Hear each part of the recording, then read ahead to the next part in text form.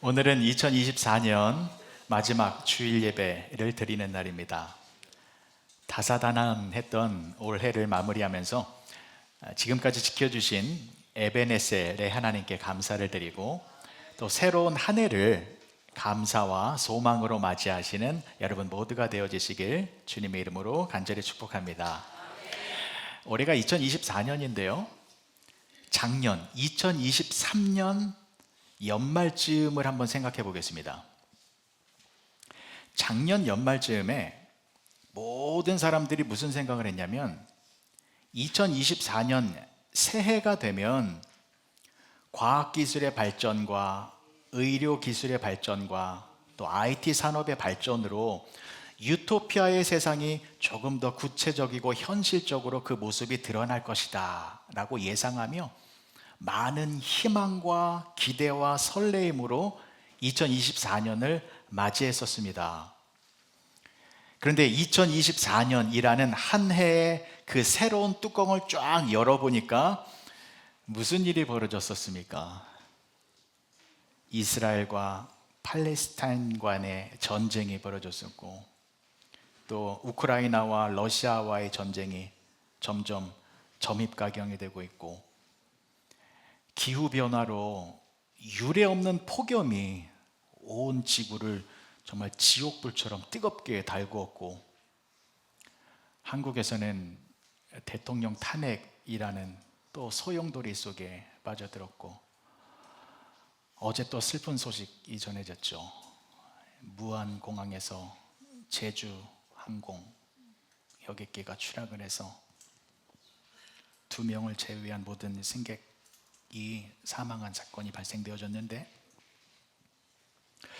그렇게 전 세계 많은 사람들이 지금 이 연말을 보내고 있는 이 상황 속에서 지치고 쓸쓸하고 암울한 모습으로 2024년 한 해를 마무리하고 있는 것 같습니다.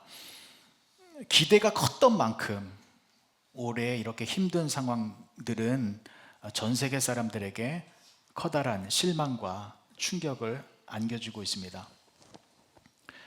하나님의 자녀들도 예외는 아닐 것입니다.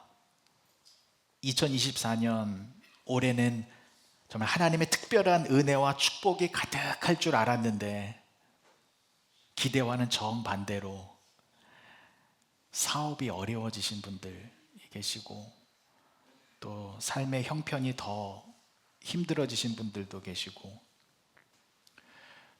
건강을 잃어버리신 분도 계시고 사랑하는 가족을 먼저 떠나보낸 그런 분들 또 여러 가지 목표와 계획이 실패로 끝난 분들도 많이 계십니다. 그래서 지금 이 자리에 앉아 계시는 여러분들 마음 가운데에도 어떤 감사와 기쁨보다는 실망이라는 감정이 가득 차 있는 분들 많이 계실 것입니다. 근데 오늘 저는 2024년을 마무리하면서 그리고 2025년이라는 새해를 준비하는 이 시점에서 이 실망의 자리 여기에서부터 이야기를 시작해 보려고 합니다.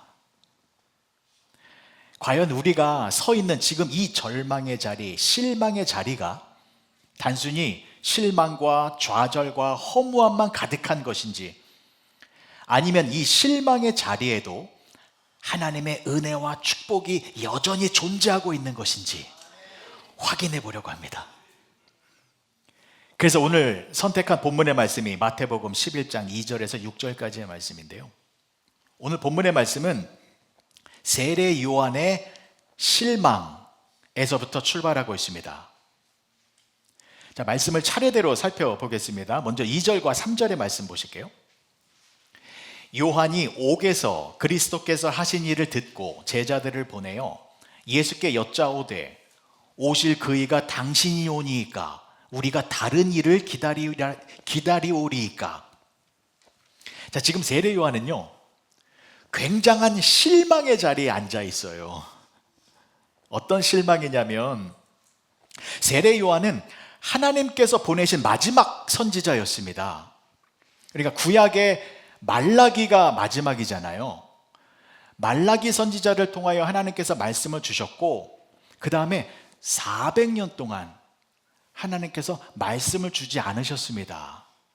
이것을 신구약 중간기라고 하는데, 이 400년 동안 하나님이 침묵하셨어요. 그러니 이스라엘 백성들은 얼마나 답답했겠습니까? 그 과정 속에서 로마 제국의 속국이 되어 굉장한 고통을 당하고 있었잖아요. 그래서 하나님의 말씀이 없어서 무엇을 어떻게 해야 할지 괴로워하고 있을 때에, 자, 드디어 하나님께서 말씀을 다시 주셨어요. 누구에게 주셨냐면 마지막 선지자인 세례 요한에게 말씀을 주셔서 세례 요한의 입을 통하여 다시 하나님의 말씀이 선포되어지기 시작했습니다. 그래서 세례 요한이 처음으로 선포한 하나님의 말씀이 무엇이었냐면, 회개하라, 천국이 가까웠느니라 라는 말씀이었습니다. 하나님의 나라가 이 땅에 임하였다 라는 말씀이었습니다. 그리고 또 세례 요한이 어떤 말을 했냐면 예수님을 선포했습니다. 보라, 세상 죄를 지고 가는 하나님의 어린 양이로다. 나는 물로 세례를 너희에게 베풀거니와 예수님은 불과 성령으로 너희에게 세례를 베푸실 것이다. 예수님은 우리가 그토록 기다리고 대망하던 메시아이시다. 예수님은 우리의 구원자이시다. 그러니까 세례 요한의 선포의 내용은 크게 두 가지입니다. 하나님의 나라가 임하였다 라는 것과 메시아이신 예수님이 이 땅에 임하셨다 라는 것입니다. 자, 이 두 가지의 메시지는 이스라엘 백성들에게도 복음이었습니다만 세례 요한 자신에게도 너무나도 기쁜 소식이었습니다. 드디어 하나님의 나라가 임하였구나. 드디어 메시아가 오셨구나. 그래서 로마 제국의 압제 속에서 숨이 막히고 고통스러운 생활을 하고 있었는데, 드디어 하나님의 나라가 이 땅에 임하였고 우리를 구원하시기 위하여 메시아이신 예수님이 이 땅에 오셨다면 이 세상은 바뀌게 될 것이다. 새로운 세상, 새로운 희망, 새로운 인생, 새로운 역사를 우리가 살아가게 될 것이다 라는 기대와 소망이 가득했었습니다. 자, 그런데 막상 뚜껑을 열어보니까 어떻게 되어졌습니까? 세례 요한이 지금 어디에 있어요? 감옥에 있어요. 세례 요한이 지금 왜 감옥에 갇혔습니까? 지난번에 말씀드린 것처럼 헤롯 왕이 자신의 동생 빌립의 아내 헤로디아를 불법으로 취했잖아요. 잘못된 일이었잖아요. 근데 많은 사람들은 아무도 그것이 잘못된 일입니다 라고 말을 하지 못하고 있었습니다. 왜요? 그렇게 말했다간 죽을 수 있거든요. 그런데 세례 요한은 선지자입니다. 선지자는 하나님의 뜻과 진리를 옹골차게 선포하는 사람이기 때문에 세례 요한은 헤롯을 향하여 당신이 헤로디아를 취한 것은 죄를 지은 것입니다.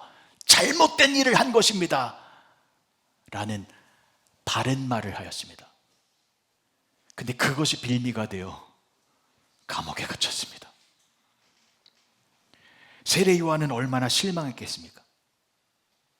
아니, 하나님의 나라가 이 땅에 임했다면 하나님의 공의와 정의가 실현되어지는 것인데, 그러면 하나님의 뜻에 맞는 말을 선포했으면 하나님께서 그 뜻을 이루어 주셔야 하는데 오히려 하나님의 뜻에 맞는 말을 했기 때문에 감옥에 갇히게 되었습니다. 얼마나 실망했겠습니까? 그리고 또 보십시오. 메시아이신 예수님이 이 땅에 오셨습니다.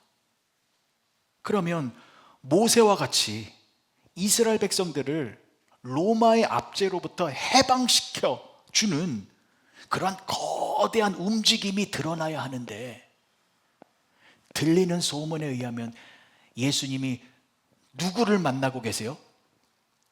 정치 지도자들을 만나고 계신 것이 아니라 가난한 사람, 세리, 귀신 들린 사람, 안 못 보는 사람, 그런 사람들만.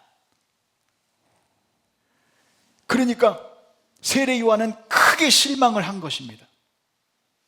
400년 만에 하나님께서 말씀을 주셨는데, 그래서 이 땅에 하나님의 나라가 임하였고, 그래서 유토피아가 펼쳐질 줄 알았는데, 또 메시아이신 예수님이 이 땅에 오셨기 때문에 우리의 삶이 행복하게 바뀔 것으로 여겨졌는데, 세례 요한은 정작 자신은 감옥에 갇혀 있고, 나라의 상황은 점점 어두워지고 있고, 메시아이신 예수님은 낮고 천한 사람들과 어울리고 계시다라는 그 소식을 들어서 세례 요한은 예수님께 제자들을 보내어 이렇게 질문을 한 것이지요.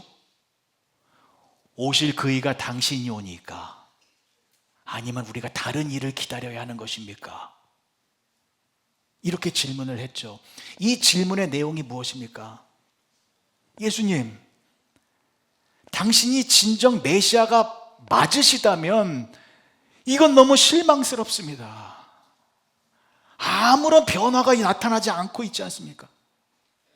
우리가 원하는 세상, 우리가 기대하는 인생, 정말 우리가 새로움의 그 변화를 원하는 모든 것들이 이루어지기는커녕 더 삶이 힘들어지고, 더 답답해지고, 더 고달픈 인생이 되어지고 있는 것 아니겠습니까?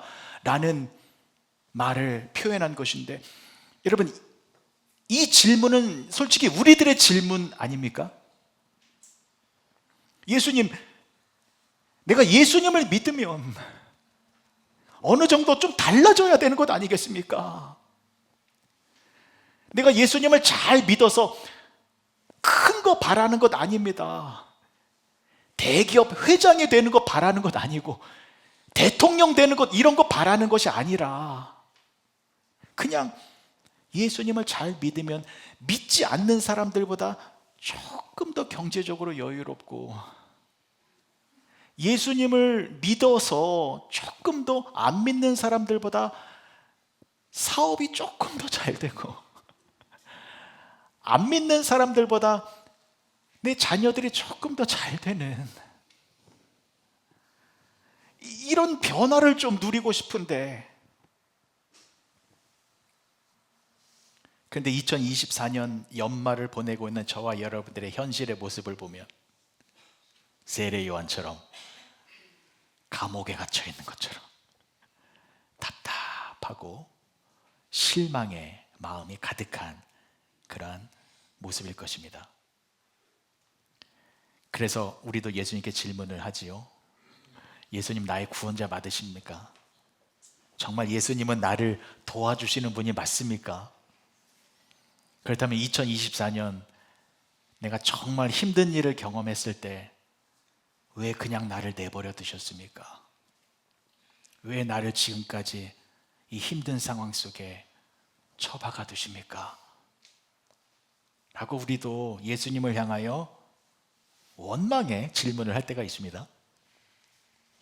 자, 그런데 이러한 세례 요한의 질문에 대해서 예수님께서 어떻게 답변해 주셨습니까? 너무나도 귀한 말씀이 나옵니다. 예수님의 답변이 4절과 5절의 말씀입니다. 예수께서 대답하여 이르시되 너희가 가서 듣고 보는 것을 요한에게 알리되, 맹인이 보며 못 걷는 사람이 걸으며 나병 환자가 깨끗함을 받으며 못 듣는 자가 들으며 죽은 자가 살아나며 가난한 자에게 복음이 전파된다 하라. 예수님께서 어떻게 대답을 하신 것입니까? 내가 메시아 맞아. 세례 요한에게 가서 조금만 참으라 그래. 좋은 날 있을 거니까 나만 믿으라 그래. 이렇게 말씀하신 것이 아닙니다. 예수님의 대답은 이것이었습니다. 내가 지금 무슨 일을 하고 있는지 그것을 똑똑히 보고 들은 것을 그대로 세례 요한에게 전해 주어라. 그리고 예수님께서 이렇게 대답해 주셨습니다. 보십시오. 예수님이 누구와 함께 하시며 누구를 도와주시고 누구를 변화시켜 주셨습니까? 맹인을 보게 하셨고, 못 걷는 사람을 걷게 해주셨고, 나병 환자를 치료해 주셨고, 듣지 못하는 자들의 귀를 열어주셨고, 죽은 자를 살려주셨고, 가난한 자들에게 복음을 증거하여 주셨습니다. 여러분, 맹인, 못 걷는 사람, 나병 환자, 가난한 자, 이 사람들이 다 어떤 사람들입니까? 실망의 자리에 있는 사람들입니다. 자신에게 실망하고, 부모에게 실망하고, 이웃에게 실망하고, 나라와 사회를 향하여서 실망의 자리에 앉아 있었던 사람들이었습니다. 맹인의 모습을 보십시오. 앞을 못 보고 있습니다. 이러한 자신의 모습에 대하여 실망하고 있었습니다. 또 부모님을 실망하고 있었습니다. 왜 나를 이러한 사람으로 낳아주셨나? 그리고 매몰차게 자신을 대하는 이웃에 대하여 실망의 마음이 있었고, 자신을 도와주지 못하는 나라와 사회를 향하여 실망하고 있었습니다. 걷지 못하는 사람도 마찬가지였습니다. 걷지 못하는 자신의 모습에 대하여 실망하고 있었습니다. 또 부모님을 실망하고 있었죠. 부모님이 부자였다면 나를 좋은 병원에서 최고의 의료진을 동원하여 나를 고칠 수 있었을 텐데, 가난한 내 부모에 대하여 실망의 마음이 가득했고, 나를 여전히 못 걷는 자의 상태로 내버려두는 이웃과 나라에 대하여 실망과 좌절의 마음이 가득했었습니다. 그런데 여러분, 맹인이 앞을 보게 되었습니다. 실망의 자리에 축복이 임한 것입니다. 걷지 못하는 사람의 두 다리에 힘이 들어가서 온 동네를 뛰어다니며 춤을 추게 되어졌습니다.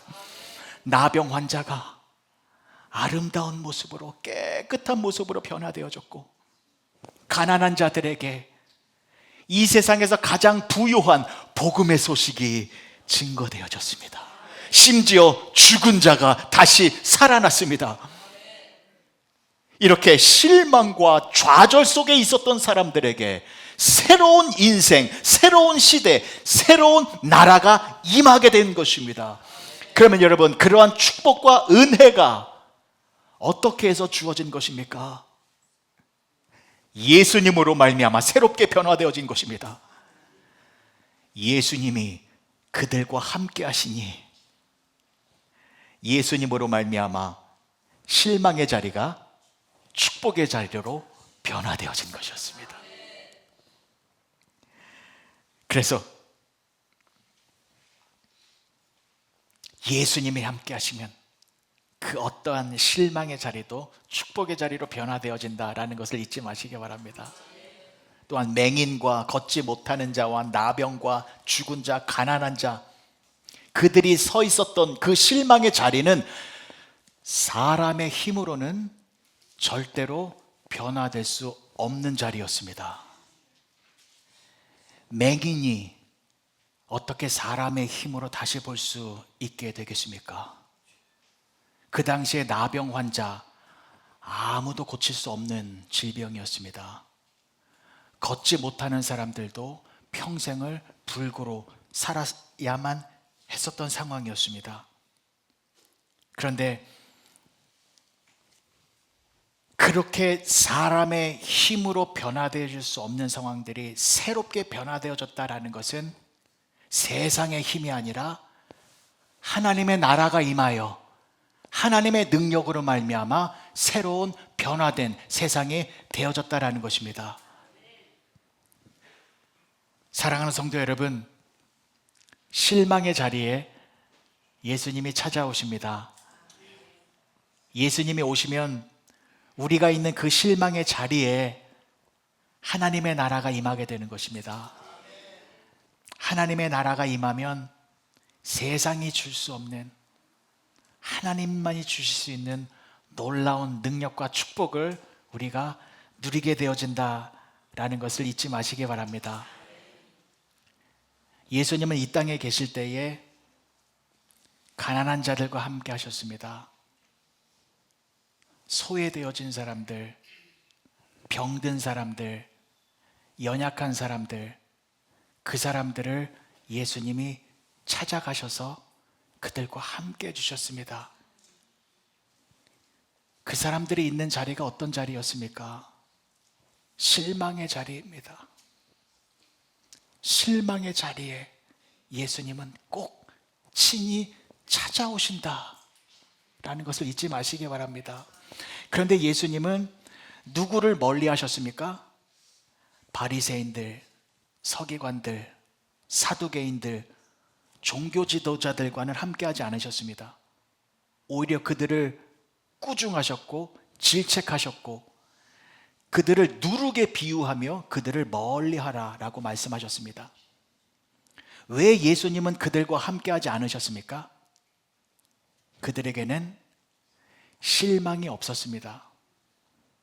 재물이 있었고 권세가 있었고 삶이 윤택했고 좋은 음식을 먹으며 좋은 집에서 살고 있었습니다. 좋은 대접을 받고 있었기 때문에 늘 실망이 아니라 만족함 속에서 살았습니다. 그래서 그들의 기득권을 평생 유지하고 싶어하며 살고 있었습니다. 그들은 세상에 줄 수 있는 모든 것들을 다 가지고 있었지만 예수님은 그 자리에 없었습니다. 그래서 그들에게는 하나님의 나라도 임하지 않게 된 것입니다. 사랑하는 성도 여러분, 그래서 실망의 자리는 축복의 자리입니다. 실망의 자리에 예수님이 찾아오시고 예수님이 찾아오시면 그 자리에 하나님의 나라가 임하게 되기 때문입니다. 여러분들이 지금 실망의 자리에 앉아 계시다면 예수님을 바라보시기 바랍니다. 예수님이 지금 여러분들과 함께 해주고 계십니다. 놀라운 회복의 역사가 일어날 것입니다. 믿음의 눈을 열고 이것을 꼭 믿으시고 그 축복을 누리시기를 간절히 축복합니다. 마가복음 1장 9절에서 11절까지의 말씀을 보실게요. 그때에 예수께서 갈릴리 나사렛으로부터 와서 요단강에서 요한에게 세례를 받으시고 곧 물에서 올라오실새 하늘이 갈라짐과 성령이 비둘기같이 자기에게 내려오심을 보시더니 하늘로부터 소리가 나기를 너는 내 사랑하는 아들이라 내가 너를 기뻐하노라 하시니라. 예수님께서 요단강에서 세례를 받으셨습니다. 자, 세례를 받으시고 올라오실 때에 어떤 현상이 벌어졌습니까? 10절의 말씀 다시 보실게요. 곧 물에서 올라오실새 어떻게 됐습니까? 하늘이 어떻게 됐어요? 갈라졌다고 합니다. 여러분, 하늘이 쫙 갈라져서 성령이 비둘기같이 내려왔고 하나님의 음성이 들렸습니다. 여러분, 하늘이 갈라졌다라는 것은 하나님의 나라가 이 땅에 임하였다라는 것을 아주 생생하게 보여주는 장면입니다. 여러분, 여기서 갈라졌다의 헬라어 단어가 스키조예요. 스키조. 스키조의 뜻이 뭐냐면 찢어졌다라는 뜻입니다. 그러니까 예수님이 이 땅에 오셔서 하나님의 나라가 임하였는데 이 땅에 임한 그 하나님의 나라를 설명해 주기 위하여 하늘이 찢어졌다라는 표현을 쓰고 있는 것입니다. 이것이 왜 중요한 것인지 이렇게 예를 들어볼게요. 제가 지금 이렇게 옷을 입고 있습니다. 그런데 이 옷이 찢어지면 제 안에 제 몸이 드러나지요. 제 몸이 이 옷 속에 가려있는 제 몸이 저의 본질이고 실체이잖아요. 여러분들은 제 이 옷만 보고 있지만 옷 뒤에는 제 본질인 몸이 숨겨져 있습니다. 근데 제 몸의 실체가 드러나기 위해서는 이 보이는 옷이 찢어지면 되는 것입니다. 하나님의 나라가 이와 같이 지금 존재하고 있다는 것입니다. 우리가 보이는 이 세상은요, 옷입니다. 옷. 본질인 하나님의 나라를 가리고 있는 옷에 불과한 것입니다. 이 세상의 옷이 찢어질 때에 본질인 하나님의 나라가 선명하게 보이게 된다는 것입니다. 그래서 예수님께서 세례를 받으시고 물에서 올라오실 때에 하늘이 찢어진 것입니다. 우리 눈에 보이지 않았던 그 하나님의 나라를 선명하게 보여주시기 위하여 예수님이 하늘을 찢으신 것입니다. 10절의 말씀 다시 한번 보실게요. 곧 물에서 올라오실새 하늘이 갈라짐과 하늘이 찢어졌다라는 이 말씀 여러분 꼭 믿으시기 바랍니다. 저는 이 말씀이 믿어지기 때문에 가슴이 터질 것 같습니다. 너무 좋아서요. 너무 감사해서 그렇습니다. 여러분, 예수님은 하늘을 찢으시는 분이십니다. 예수님은요, 하늘을 찢으셔서 하나님의 나라를 보여주시는 분이십니다. 예수님은요, 하늘을 찢으셔서 하나님의 나라를 여러분들에게 연결시켜 주시는 분이십니다. 예수님은 하늘을 찢으셔서 하늘의 축복을 여러분들에게 베풀어 주시는 분이십니다. 지금 여러분들이 실망의 자리에 계시다면 예수님이 여러분들과 함께하고 계심을 믿으시기 바랍니다. 그리고 그 예수님은 지금 하늘을 찢어서 하늘의 축복을 여러분들에게 무한히 영원토록 공급해 주고 계시다라는 것을 잊지 마시기 바랍니다. 여러분, 예수님이 우리를 구원하시기 위하여 십자가에서 죽으셨습니다. 십자가에서 죽으셨을 때 어떤 일이 벌어졌습니까? 성소의 휘장이 쫙 찢어졌지요. 마가복음 15장 37절과 38절의 말씀입니다. 예수께서 큰 소리를 지르시고 숨지시니라. 이에 성소 휘장이 위로부터 아래까지 찢어져 둘이 되니라. 휘장이 쫙 찢어졌습니다. 스키조입니다. 예수님이 이 휘장도 찢어버리셨습니다. 이 휘장이 무엇이었습니까? 하나님과 인간을 가로막고 있는 것이었습니다. 이 휘장 때문에 하나님을 만날 수 없었습니다. 이 휘장 때문에 하나님의 존전으로 나아갈 수 없었습니다. 그런데 예수님께서 그 휘장을 쫙 찢으셨습니다. 그래서 우리는 예수님으로 말미암아 하나님께 나아갈 수 있는 사람이 되어졌습니다. 예수님으로 말미암아 하나님 안에서 하나님의 축복을 영원토록 누릴 수 있게 되어지는 놀라운 하나님의 자녀들이 되어졌다는 것을 잊지 마시기 바랍니다. 사랑하는 성도 여러분, 말씀을 마치겠습니다. 예수님이 우리와 함께하고 계시기 때문에 우리는 늘마다 하늘의 은혜와 축복을 누리는 이 세상에서 가장 귀한 하나님의 자녀들이 되어졌다라는 것에 감사하며 사시기 바랍니다. 그래서 슬픔과 좌절과 눈물과 어려움이 찾아올 때에 그 현실만 바라보지 마시고 괴로움과 낙담 속에서 원망만 하지 마시고 여러분들도 믿음의 눈을 들어서 여러분들도 하늘을 찢어보시기 바랍니다. 믿음의 눈으로 나를 사로잡고 있는 고난의 하늘을 찢어보십시오.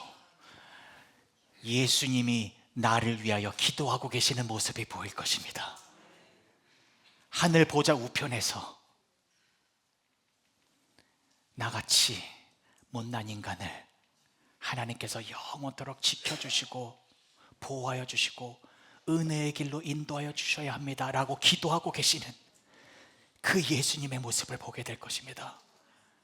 믿음의 눈으로 우리가 하늘을 찢으면 이 고난이 전부가 아니라 하늘에서부터 내려오는 놀라운 은혜를 내가 지금도 누리고 있다라는 그 현실과 본질을 보게 될 것입니다. 그럴 때 우리는 실망의 자리에서 다시 일어나서 승리의 삶을 살아가는 놀라운 신앙인의 모습을 보일 수 있게 되는 것입니다. 2024년 마지막 주일 예배입니다. 우리는 실망의 자리에 앉아 있습니다만 이것이 전부가 아니다라는 것을 믿으시기 바랍니다. 믿음의 눈으로 하늘을 찢으셔서 2025년 우리를 향한 놀라운 축복을 바라보시며 기대와 소망으로 새해를 맞이하시는 여러분 모두가 되어주시길 주님의 이름으로 간절히 축복합니다. 기도하시겠습니다. 좋으신 아버지 하나님, 은혜를 감사합니다. 2024년은 우리 생애 중에 가장 큰 이변과 어려움을 겪었던 시간들이었습니다. 하지만 실망과 고통의 자리에 예수님께서 늘 함께하여 주셨습니다. 예수님을 통하여 하나님의 보호하심과 인도하심의 은혜가 넘쳤음을 고백합니다. 우리를 두르고 있는 하나님의 나라를 믿음의 눈으로 응시해서 남은 2024년을 감사함으로 보내게 하시고 2025년 새해에는 믿음의 성장과 믿음의 열매를 많이 맺는 복된 시간들로 인도하여 주시옵소서. 예수님의 이름으로 기도합니다.